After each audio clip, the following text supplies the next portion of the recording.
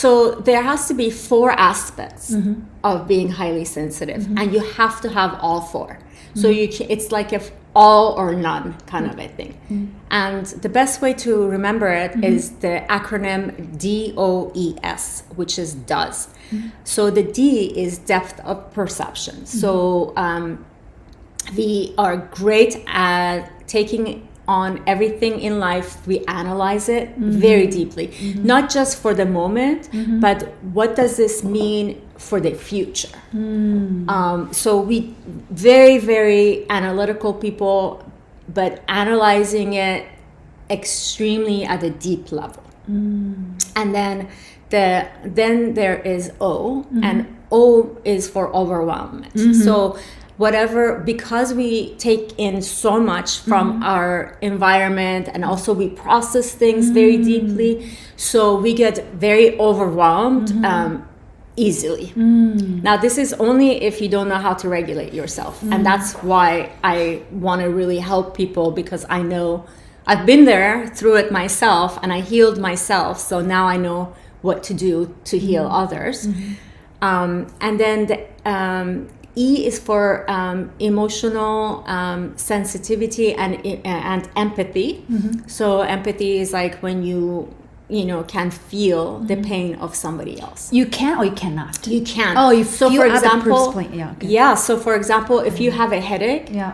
I can feel your headache. I actually feel it. Yeah. So when I had it, you can feel right away. Yeah. Or if somebody is sad, for example, if Jennifer is sad, I can totally feel her sadness.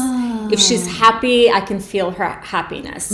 But I can, and it's not empathy like other people have empathy too, non-highly sensitive people have empathy too.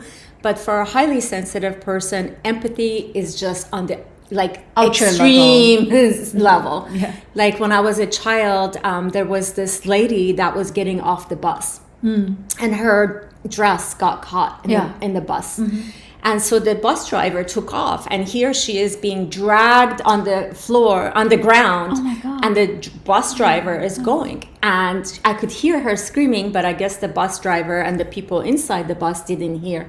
So I'm way away from her, but I had my bike. So I get on my bike, I stop the bus, and she's now like bloody, crying, just a whole mess.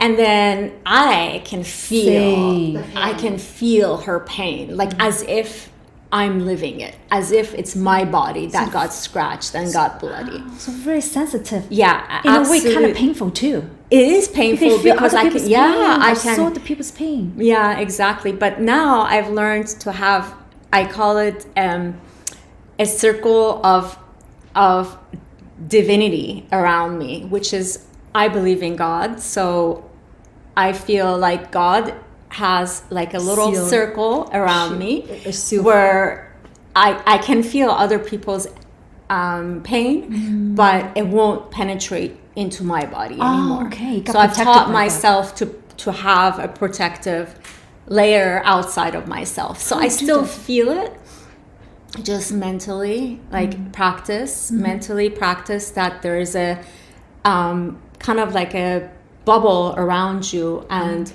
God is protecting you. I see. In visualize. I just visualize it. Yeah, every morning when I wake up, I ask God to guide me. I see. And put me in the right path, and a path of service. How can I serve other people? To put yourself out of it, instead of really attached to it. Yeah, exactly. And how could I impact other people in a positive way? So empathy, and then the last one is a sensitivity. Sensitivity to different senses. For me, I have sensitivity to all senses. So bright lights bother me, loud sounds. It's actually proven that highly sensitive people who are sensitive to sound hear at a much higher decibel point. So for example, if you hear something at a 20 decibel point, I hear it at 40. Or I hear it at 60. That's very sensitive. No wonder. Now remember, one time staying with you, You're very sensitive to the sound and the light. Yeah. Oh, now I understand.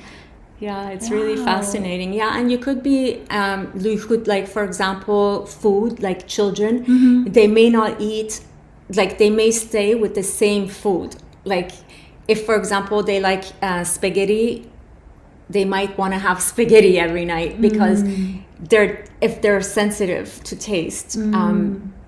Like, for example, when I was a child, I didn't like my food being mixed. Like if I had spaghetti and the sauce, I didn't want the sauce on top of the spaghetti. Oh, okay. Picky. I wanted to mix it. No, I was not picky. You're right. I totally agree with you. But it's just like, you can't help it. You're born with this. Okay. So there's no way, as a parent, you cannot change your child. So the best thing is accept it. Accept your child sensitivity, because there's so many things that are so beautiful about your child. And my belief is, and one of the reasons that I became a coach and I have my podcast is because I want to teach parents to accept their child exactly the way that their child is. Because acceptance is love. Acceptance is a form of love, and acceptance gives a lot of confidence to your child. If you don't accept them, like my parents didn't accept me the way that I was, and they don't accept me either even today. They don't? No, they don't. You did not communicate with them? I do communicate Tell with them, them accepting you. They just don't get it. They just don't get it. But you're accepting them not getting it. Yeah, I do accept it because they just don't know any better. They don't have the capacity. Like They don't have the capacity for Correct. it. So I get it. I get that some people don't have the capacity, but I want to let the parents know that if you accept your child exactly the way they are, and if you find all the things that are great about them, for example, they might be amazing artists, they might be an amazing at playing some instrument. If you nurture their strengths, then you basically give them what we all need to be successful in life, which is self-love, self-compassion, confidence, high confidence level, and then these things will set you up for success in life. Without them, without self-love, you could be successful. Like I was really successful in my career, but I never saw it as a success because I didn't love myself. And until I loved myself, until you find out you're highly sensitive, then I started accepting myself. I started loving myself, and now I can be my authentic self.